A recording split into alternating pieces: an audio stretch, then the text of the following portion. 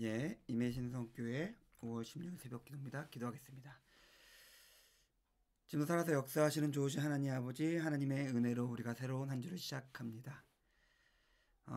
똑같은 삶이고 또 우리가 앞에 놓여진 삶이 여전히 버겁고 힘들긴 하지만 그러나 우리가 주의 은혜를 사모하며 그 능력으로 이번 한 주간 살아가기 원합니다.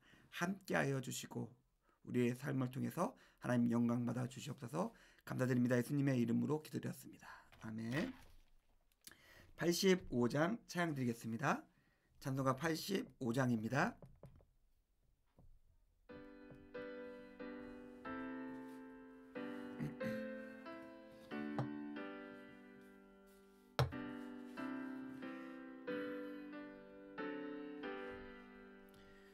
구주를 생각만 해도 이렇게 좋거든. 주 얼굴 배울 때야 얼마나 좋으랴. 만민의 구주 예수의 귀하신 이름은 천지에 있는 이름 주 비할 데 없도다. 참 회개하는 자에게 소망이 되시고 구하고 찾는 자에게 기쁨이 되신다. 예수의 넓은 사랑을 어찌 다 말하랴. 주 사랑 받은 사람만 그 사랑 알도다. 사랑의 구주 예수여 내 기쁨 되시고 이제로부터 영원히 영광이 되소서. 아멘. 하나님 말씀은 마가복음 6장입니다. 마가복음 6장 35절에서 56절입니다. 마가복음 6장 53절에서 56절입니다.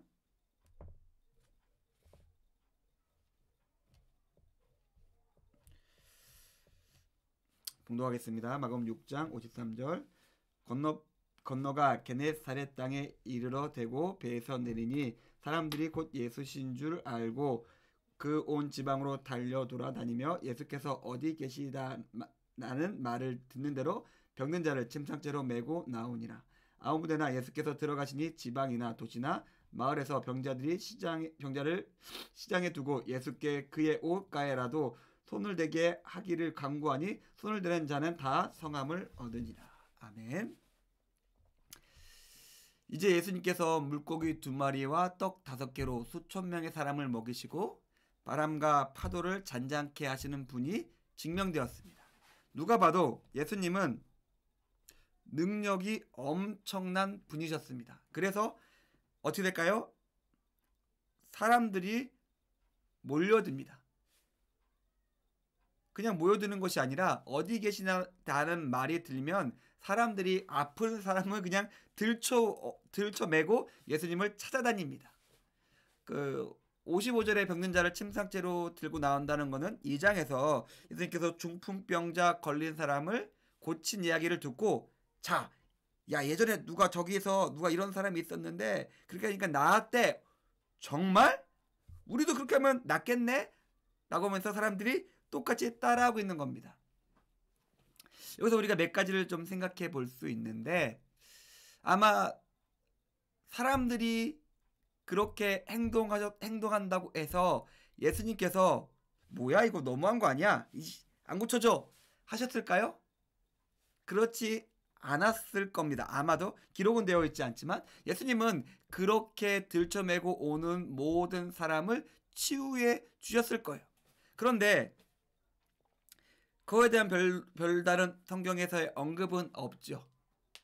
분명히 그 친구들의 들쳐매고 나온 자들의 믿음을 고치고 치유함을 받은 사람과 그리고 병 고침을 받기 위해서 몰려 들어온 사람들은 결과로 봤을 때는 동일하죠. 다 나음을 입었을 겁니다. 그런데 예수님을 철저히 치유의 수단으로 생각했던 사람들이 그 이상의 변화가 없을 것이란 것은 쉽게 알 수 있죠.